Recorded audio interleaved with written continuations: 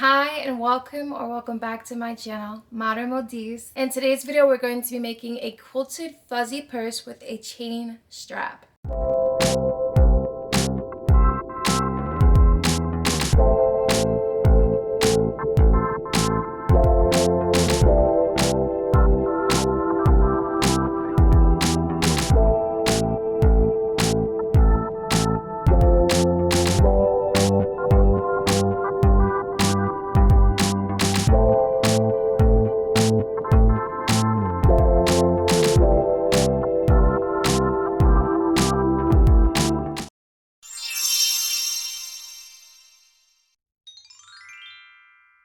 I'm going to be using this flex foam stabilizer.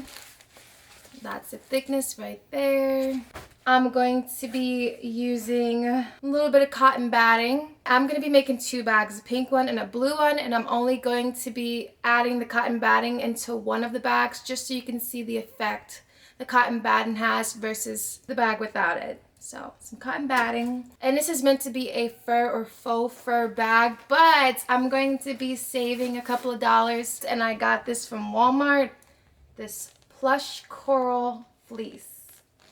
See, it looks furry, so we're gonna use this instead because this was only $7, I think. I also got this lining material, so we need lining for our bag. I got this golden chain from Hobby Lobby for the strap. If there's any left over when we're done, I might turn it into a necklace. We're gonna need a set of D-rings. Oh, and I'm going to be using a magnetic closure. This is silver and all my other hardware is gold, but I forgot to grab a gold one from the store, and you're not gonna be able to see it because it's gonna be closed. The bag's gonna be closed for the most part. So I'm just gonna go and use silver for this bag. But yeah, you should match your hardware. That's what we're gonna need, so let's get started making our bag. Okay, so first I drew a rectangle onto my paper, 12 by 7.5 inches. Seam allowance already included in these measurements. Then I went and cut this piece out. Next, I folded it in half and cut a curved edge along the bottom like this, and this piece will be the front of the bag. Then I traced this piece onto my paper. I went and measured up 1.5 inches from the top line and traced a line onto my paper. And then I took the front piece again and aligned the top edge of this front piece with the top line here and traced around the front piece onto my paper like so. Then I cut this out. This piece will be the back and flap of the bag. Now I'm marking a notch here at the corner of the front piece, 1/2 inch from the bottom edge, and I'm going to fold this in half and cut into my notch to mark it on both ends. And I'm going to measure from the top edge to that notch and then across the bottom from notch to notch. I got 7¼ inches along the side and 11¼ inches along the bottom. Now I'm going to create the bottom piece, so I marked a rectangle 12.5 inches by 4 inches. These measurements include a seam allowance of 1/2 inch on each side. For the size of the bag, I marked a rectangle that was 8 by 4 inches. At one of the short ends, I marked 1 inch from each edge like so. Then I marked 1/4 inch from those marks for seam allowance, and I traced a line from those marks to the bottom corners. Once I have all my pattern pieces created, I'm going to go and cut out my pieces from my fabric in both my lining and fleece material. Only for the lining piece, that will be the inner bag and inner flap, I'm going to fold my pattern piece 1/2 inch from the line and cut that out of my fleece material. And then I'm going to cut the bottom half from my lining material and make sure to add 1/2 inch seam allowance to the top edge and cut out 2 of the lower pieces.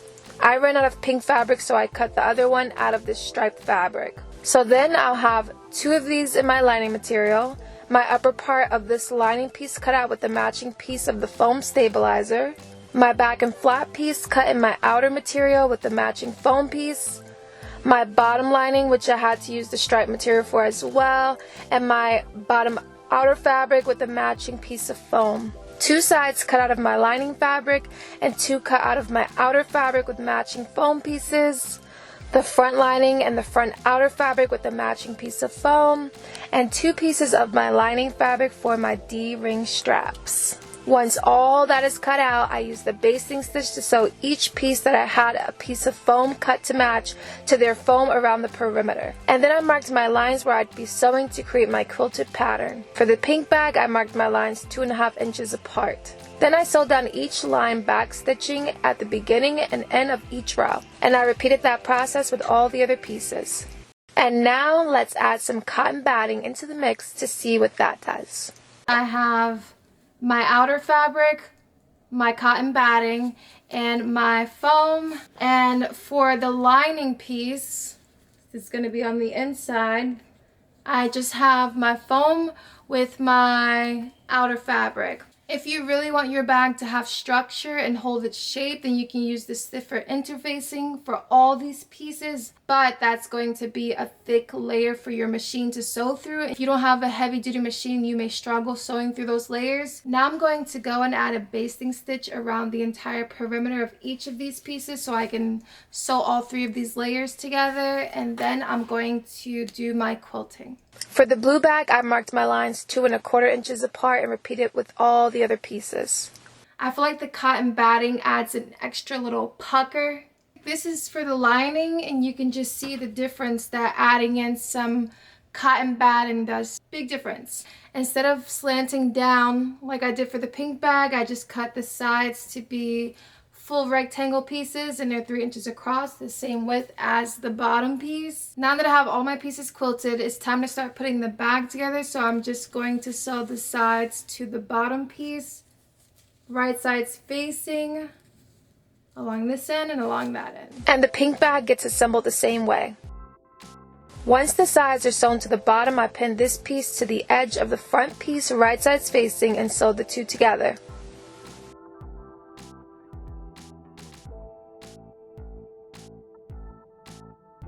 And then I pinned this back and flap piece to the sides and bottom pieces as well, right sides facing, and sewing those together as well.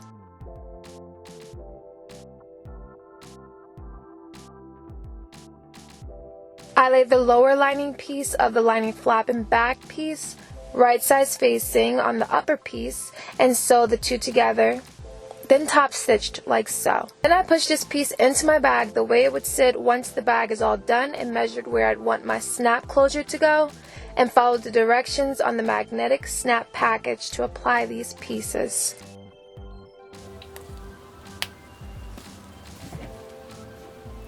And now it's time to assemble the lining bag. So I went and added a pocket to one side of the lining, just a basic rectangular pocket, and a welt pocket to the other side. Side note, I forgot to do my magnetic snaps on the blue bag at this point, so I had to install them later when I realized, but the magnetic snap closure should be on at this point. I lined up the lining piece behind this piece and sewed them together. Once the pockets were done, I went and assembled the bag the same way I assembled the outer bag, sewing the sides to the bottom, and then sewing this piece to the front, and then the back and flap piece of the bag. Then I attached my straps to the D-rings and attached the lining to the outer bag by placing the outer bag into the lining bag right sides facing. I went and slipped my D-ring straps into either side of the bag and pinned them in between the lining and the outer fabric, and then I pinned the bags together along the opening and flap. I'm going to leave an opening in the center front and sew across the side, then up and around the flap, and then across the other side in 3 separate stitchings.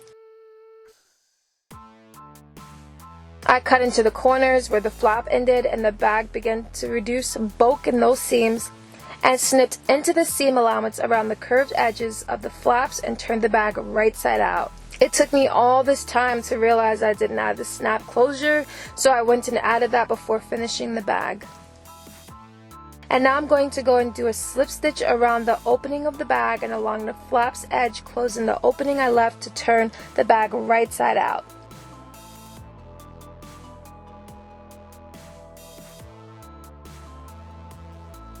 I stitched all across this perimeter here and around here so that the lining now sits towards the inside. I'm going to be using these snap hooks at the end of my chain handle for this blue bag. I did not do that for the pink one. I'm going to do it just in case I want to change out my handles, so I'm going to just use my plier to close this back after I put my snap hook on there. Push these back together. You should probably try to find a better method than what I'm using, because a little bit of the gold coating comes off when I do this, but it's just at the base here, so I don't mind. Bring them together like so. But yeah, and to shorten this, I'm gonna go and open this clamp here. It's easier to pull it apart than it is to join it back together. But once it's wide enough, I'm gonna take this off, add this like so, and then I gotta close it back. And there we have our bag in blue. If you don't like the look of this strap holding the D-ring coming out, you can always top stitch it down so that just the D-ring shows, and I think that's what I'm gonna do. So here's how my bag's looking once I stitch my D-ring straps down, and that completes this project.